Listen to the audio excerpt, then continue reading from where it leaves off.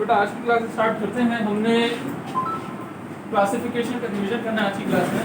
Classification का आपका जो सेक्शन है वो है फर्स्ट ईयर के अंदर चैप्टर नंबर 5 से लेकर चैप्टर नंबर 10 तक जाता है। तो हम कोशिश करेंगे कि मैक्सिमम यहाँ पर कवर कर लें। चैप्टर नंबर 5 से स्टार्ट करते हैं। तो चैप्टर नंबर 5 में क्लासिफिकेशन के कुछ रैंक्स हैं। और रैंक्स क्या है? Kingdom, phylum, class, order, family, genus, species. इसकी आप एब्रिविएशन या एक्रोनियम बना के याद कर सकते हैं इसको, KPCOFGS। इस तरह से आप याद कर सकते हैं, एक्रोनियम बना के याद कर लें।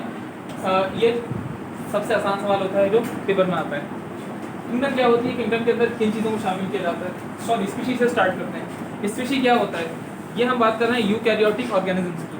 प्रोकैरियोट्स की, बैक्टीरिया की हम बात नहीं कर रहे। यूकैरियोटिक ऑर्गेनिजम्स, और वो भी हायर जो लेवल के ऑर्गेनिजम्स होते हैं, हायर प्लांट्स हैं, हायर एनिमल्स हैं, ज़्यादातर उनकी बात की जाती है। ठीक है, स्पीशी की डेफिनेशन किस तरह से दी जाएगी? वो दो ऑर्गेनिजम्स जो आपस में इंटरब्रीड कर सकें, वो क्या है?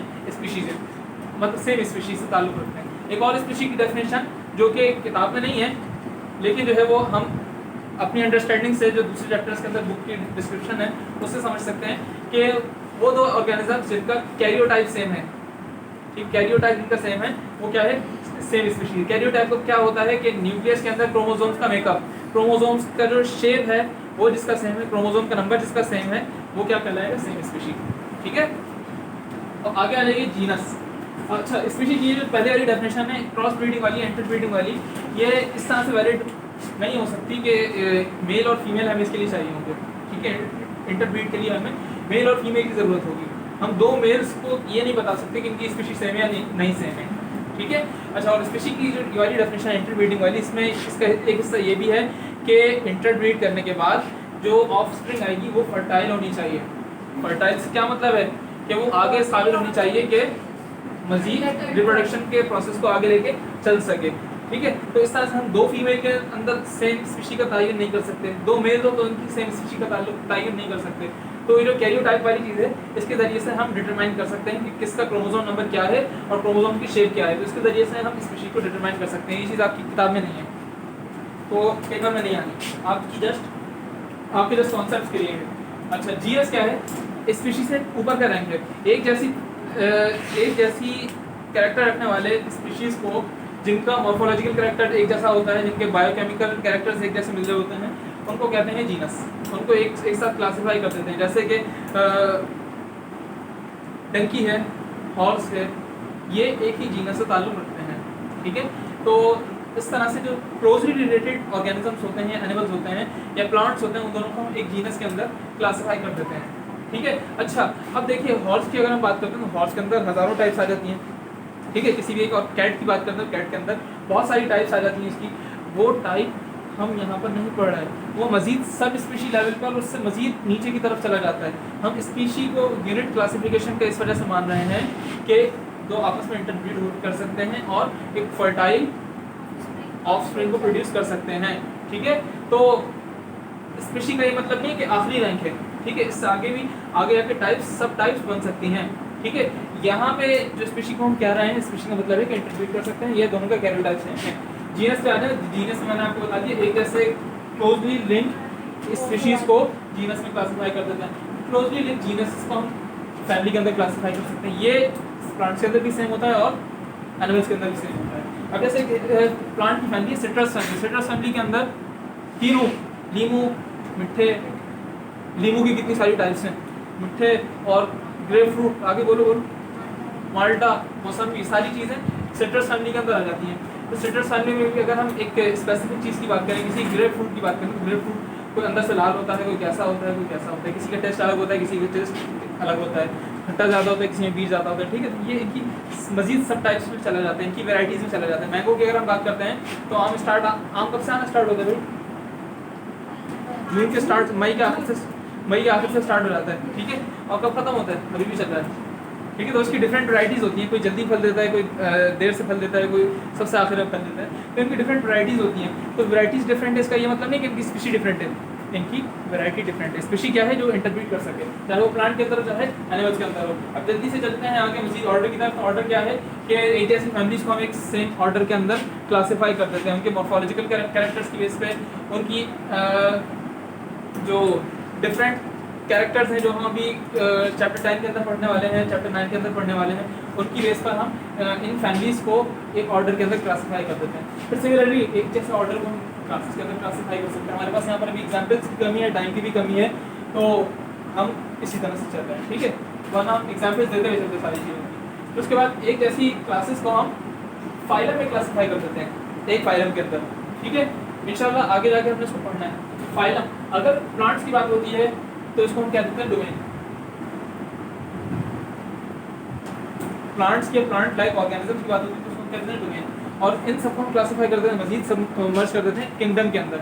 तो एक ऐसी प्रॉपर्टीज रखने वाली, हर जितनी भी किंगडम है सबकी एक अलग अलग डेफिनेशन है कि किंगडम ये वाली है तो इसकी क्या डेफिनेशन होगी, फाइलम ये वाली है, फाइलम डैश डैश डैश, इस फाइलम की कैरेक्टर्स ये होंगे, दूसरे फाइलम के कैरेक्टर्स ये होंगे। बिल्कुल इसी तरह से ऑर्डर के भी कैरेक्टर्स अलग अलग होते हैं, हर ऑर्डर के कैरेक्टर्स अलग अलग होते हैं। तो कैरेक्टर्स की बेस पे हम इसको इस तरह से क्लासीफाई कर देते हैं। ये जो क्लासिफिकेशन की स्कीम है या क्लासिफिकेशन के रैंक्स हैं, ये डिपेंड करते हैं जो कौन है, जो बंदर को इंसान बनाता है, डार्विन।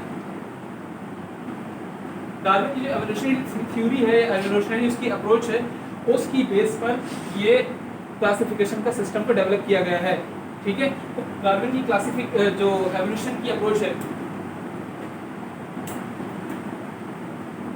उसको यहाँ पर फॉलो किया जाता है, और उसको एक और नाम दिया जाता है फाइलोजेनेटिक क्लासिफिकेशन।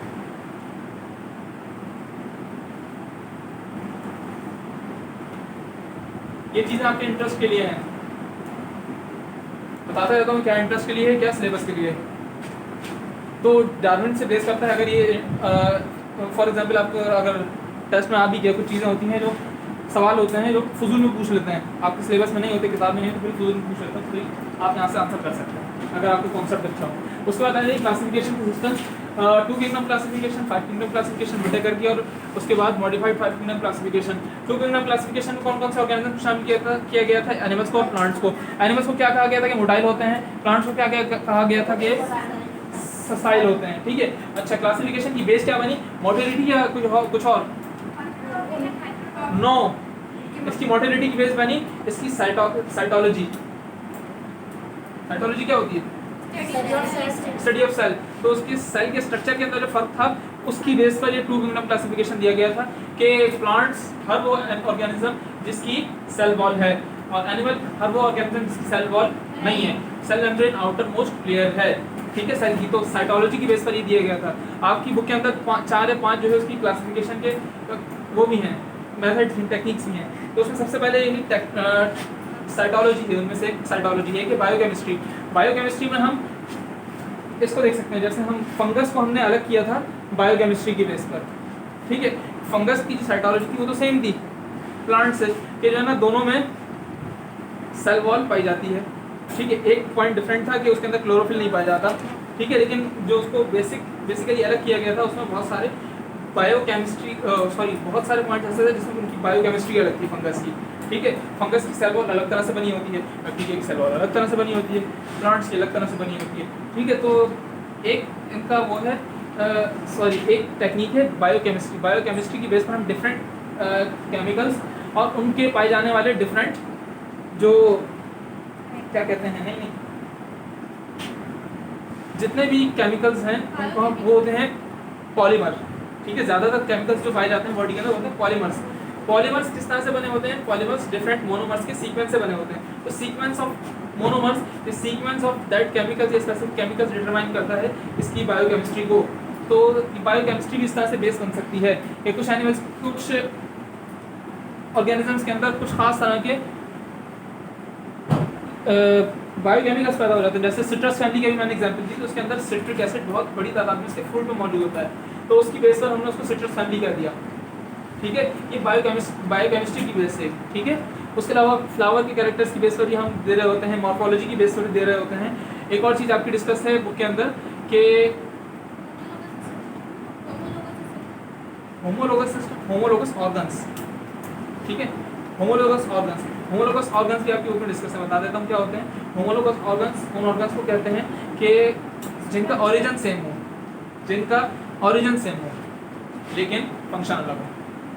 यूँ भी कह सकते हैं कि स्ट्रक्चर सेम हो। स्ट्रक्चर सेम एज सच नहीं होता कि अगर मैं कहूँ कि कैट का हैंड है 4 हैंड है या 4 लेग्स है वो इसके चलने के काम आ रहा है और हमारा ग्रास्पिंग के काम आ रहा है, तो दोनों का स्ट्रक्चर तो अलग है ना, लेकिन क्या है ओरिजिन इनकी सेम है। ठीक है, तो होमोलोगस ऑर्गन्स वो ऑर्गन्स होते हैं जिनका ओरिजिन सेम होता है लेकिन फंक्शन उनका अलग होता है। स्ट्रक्चर भी हम कह सकते हैं टू सम एक्सटेंट, उसके अंदर बोन्स की पाई जाने वाली जो अरेंजमेंट्स होती है वो सेम होती है, तो हम इसको कहते हैं ओरिजिन। ओरिजिन लफ्ज यूज़ करना ज़्यादा बेहतर होता है यहाँ पे।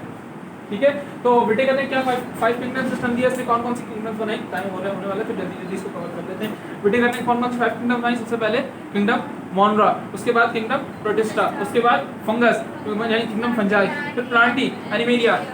अच्छा, इसने किस बेस पर किया, इसने न्यूट्रिशन के जो तरीक़ाकार है, मोड ऑफ न्यूट्रिशन, उसको बेस बनाते हुए इन 5 किंगडम्स को अरेंज किया। ठीक है, लेकिन उसके बाद में क्या हुआ कि इसके अंदर कुछ ऐसा लगा कि कहीं ना कहीं मसला है, कहीं ना कहीं मसला है। तो मसला कहाँ था, इसका जो जिसने लॉ दिया था, ये जो इसने बेस बनाई थी जिस चीज़ को, उसमें मसला था। ठीक है, हमने बाद में ये चीज़ें डिटरमाइन की कि भाई क्लासिफिकेशन तो इसने सही की है, लेकिन इसने लॉ दिया है ना, ये इसने जो अपनी जिस तरह से इसको पेश किया है उसमें थोड़ा सा मसला है, उसको चेंज कर दो। उसकी वजह से मतलब एक लॉ दिया है उसने, एक स्कीम दी है, उसकी वजह से कुछ चीज़ें आपस में मिक्स हो रही हैं, तो स्कीम को चेंज करके उन चीज़ों को अलग अलग कर दो। तो उससे क्या किया गया कि मॉडिफाइड 5 किंगडम क्लासिफिकेशन के अंदर किंगडम प्लांटी, किंगडम एनिमेलिया और किंगडम फंजाई, इन तीनों किंगडम्स में से जो इसके ऑर्गेनिजम्स थे इनसे सही तरह से मैच नहीं करते थे, प्रीमिटिव ऑर्गेनिजम्स थे, उनको निकाल के मिक्सअप करके किसमें रख दिया, किंगडम प्रोटिस्टा के अंदर, जिसका नाम चेंज करके रख दिया किंगडम प्रोटोक्टिस्टा। और किंगडम मोनरा जो था उसको कह दिया किंगडम प्रोकैरियोटी। इसको साइटोलॉजी की बेस पर हमने डिफरेंट कर दिया किंगडम प्रोकैरियोटी को। किंगडम प्रोकैरियोटी के जो एनिमल्स थे, ये जो उसके ऑर्गेनिजम्स थे वो चेंज नहीं किए। ठीक है, इसका नाम चेंज कर दिया, क्लासिफिकेशन की बेस चेंज कर दी। क्लासिफिकेशन की बेस के बाद अब क्या चेंज आया कि प्रोकैरियोट जो है वो एक अलग किंगडम बन गई और यूकैरियोट्स के अलग 4 किंगडम बन गए। ठीक है, फिर आगे जाके जो मजीद मसाइल आते हैं इसके अंदर उनको डिस्कस किया गया more advance systems, more advance classification के सिस्टम है जो कि आपकी बुक में नहीं है। तो मैं वीडियो यहाँ पे स्टॉप कर रहा हूँ, जो फिजिकल क्लास में बैठे हैं उनको बता देता हूँ।